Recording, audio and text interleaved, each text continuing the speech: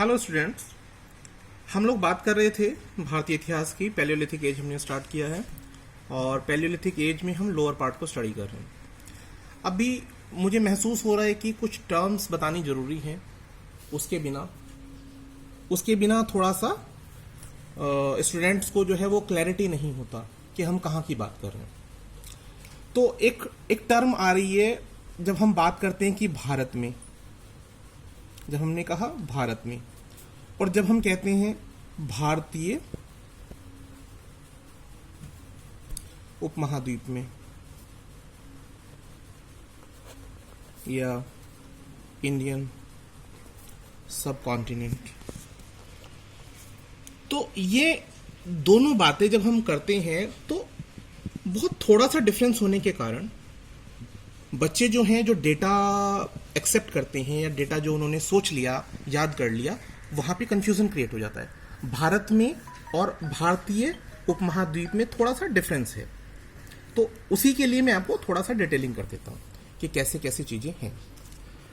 तो वैसे तो इंडियन सबकॉन्टिनेंट का मतलब यह है कि गोंडवाना लैंड का वो पार्ट जो सेपरेट होकर थोड़ा अलग हुआ है, लेकिन फिर भी आज भी एक भौगोलिक इकाई के रूप में है। जैसे हमारा जो इंडिया है, इंडिया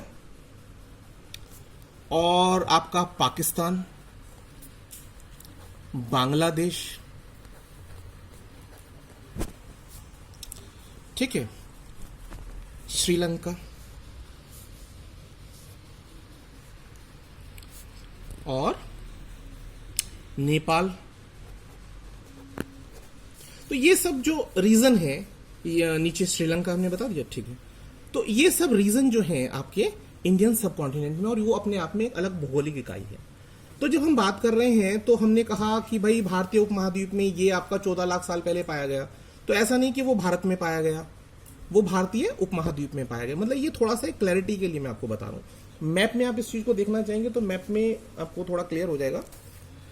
भाई ये आपका भारत का नक्शा है जो राजनीतिक है। अभी मेरे पास फिजिकल नहीं है, लॉकडाउन के कारण मेरे पास सारे इक्विपमेंट्स नहीं है, लेकिन मैं आपको बताने की कोशिश करता हूं, समझाता हूं कि है क्या। ये इंडिया है, इंडिया में ये आपका, ये श्रीलंका है। आप मुझसे बेटर भी जानते हैं, हो सकते हैं, लेकिन मैं थोड़ा सा आपको बता देता हूं। श्रीलंका हो गया। अच्छा, ये आप यहां देख रहे हैं जो ये डॉट आपको दिखाई दे रहा है, तो ये आपका हो जाता है नेपाल। क्या है ये नेपाल है, ठीक है। और ये आपका, ये जो आप फिगर देख रहे हैं, भारत जैसी छोटी सी फिगर बन रही है, तो ये आपका क्या है, ये बांग्लादेश है। क्या है ये बांग्लादेश है।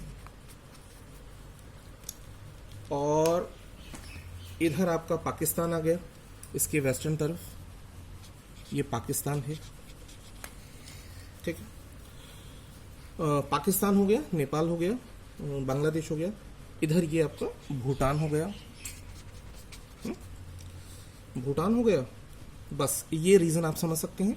इस तरह से थोड़ा आपको क्लैरिटी हो जाती है कि भाई इंडियन सब कॉन्टिनेंट की बात करें तो हम ये कहना चाह रहे हैं। अच्छा, इसमें कुछ मोटी मोटी बातें आप देख सकते हैं। जैसे ये वाला सेक्शन अगर हम बात करेंगे, बल्कि यहां से लीजिए, ये सेक्शन जो हम बात करेंगे, तो हमारा मतलब यहां पर है ईस्टर्न कोस्ट से है। ईस्टर्न कोस्ट यानी इसे आप कहते हैं पूर्वी, पूर्वी। तो ये आपका ईस्टर्न यानी कि पूर्वी घाट हो गया। उसके बाद ये वेस्ट है आपका, इसे आप वेस्टर्न कोस्ट कहते हैं, वेस्टर्न कोस्ट या पश्चिमी घाट कहते हैं,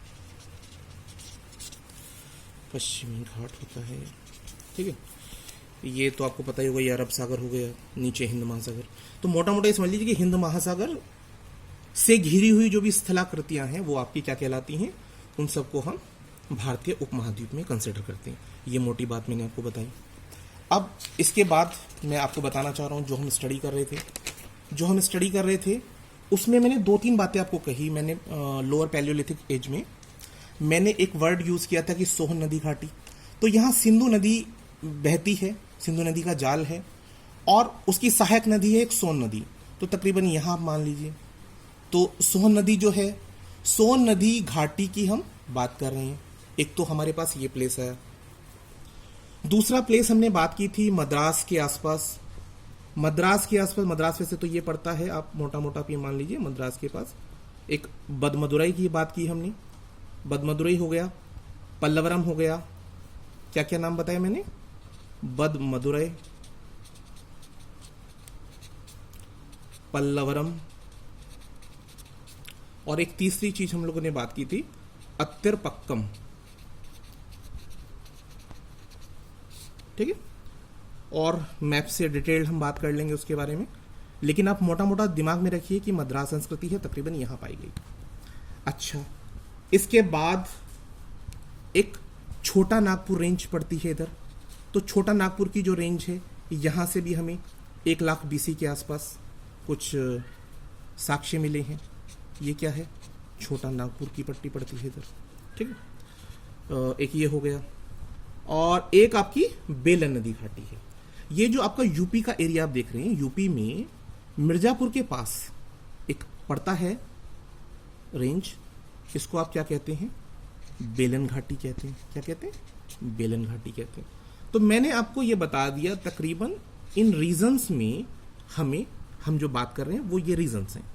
ठीक है, और भी स्थल आएंगे, उनके बारे में भी हम स्टडी करेंगे बाय मैप, लेकिन अभी तक के लिए इतना।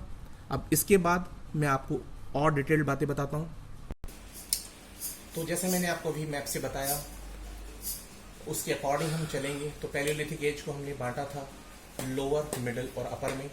जैसा हम जानते हैं कि हमारे पास जो उपकरण है वो पाषाण के बने हुए हैं, तो उनकी पहचान की फॉर्म में आप समझ लीजिए कि लोअर पैथोलिक एज, जो लोअर पैलियोलिथिक एज है, उसमें आपके पास जो मेन पहचान है वो क्या है, हैंडेक्स है, हस्तकुठार। मैं आपको बताऊंगा हस्तकुठार क्या होती है, डिटेलिंग करूंगा उसकी। उसके बाद अगर आप मिडिल पैलियोलिथिक एज को जानना चाहते हैं, मध्य पाषाण काल को आप जानना चाहते हैं, सॉरी मध्य पुरा पाषाण काल को जानना चाहते हैं, तो उसके लिए आपके पास जो उपकरण है वो फलक संस्कृति के हैं, यानी फ्लिक कल्चर है आपका। और अगर आप अपर को उससे डिस्टिंक्शन करना चाहते हैं, अपर यानी उच्च पुरा पाषाण, तो उसके पास उपकरण जो है वो ब्लेड टाइप के हैं। ठीक है, ब्लेड पाषाण उपकरण। तो ये इनके बीच में मेन डिस्टिंक्शन है। पत्थर के जो औजार हैं, जैसे मैंने बताया, वो पहले के मुकाबले ज्यादा उनकी मारक क्षमता, ज्यादा स्ट्रेंथ उनमें डेवलप हुआ। लेकिन हुआ कैसे, हुआ ऐसे, उनके आपको मैं आकार दिखाऊंगा, तब आप समझ पाएंगे कैसे कैसे मानव ने अच्छे हथियारों का निर्माण किया।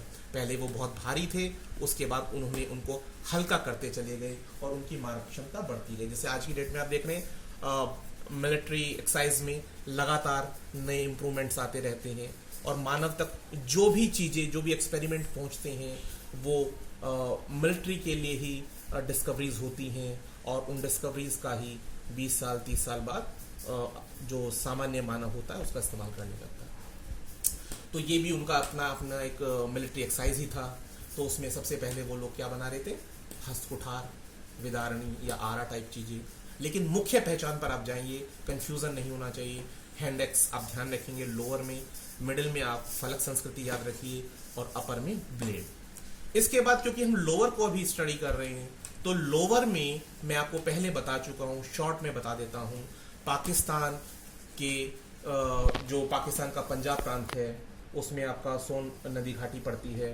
सोन नदी घाटी सिंधु की एक सहायक नदी है, वहां से हमें चापर चापिंग पेबल संस्कृति पता लगी है, और उसके बारे में मैं डिटेलिंग कर चुका, इसलिए और क्लियर नहीं करूंगा इससे ज्यादा।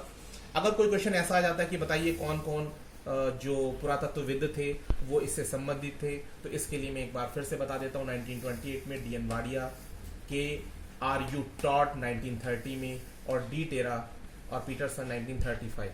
ठीक है, उसके बाद हमने बात की थी मद्रासी संस्कृति, या हमने हैंडेक्स संस्कृति के नाम से उसको कहा। तो वहां पर सबसे पहले मैंने बताया था आपको, जो रॉबर्ट ब्रूसफुट थे, उन्होंने सबसे पहले आपका पल्लवरम से हैंडेक्स प्राप्त किया, और उनके मित्र ने, किंग ने अतिरपक्कम से, और बाद में बदमदुरई से भी प्राप्त किए गए। एक्चुअली है क्या, एक ही संस्कृति कई कई टेरेसेस में बटी हुई है। अब जैसे सोन नदी घाटी है तो 5 टेरेसेस हैं, लेकिन मैं अभी आपको ये बताने लगा तो इसी के ऊपर कई वीडियो बनाने पड़ेंगे।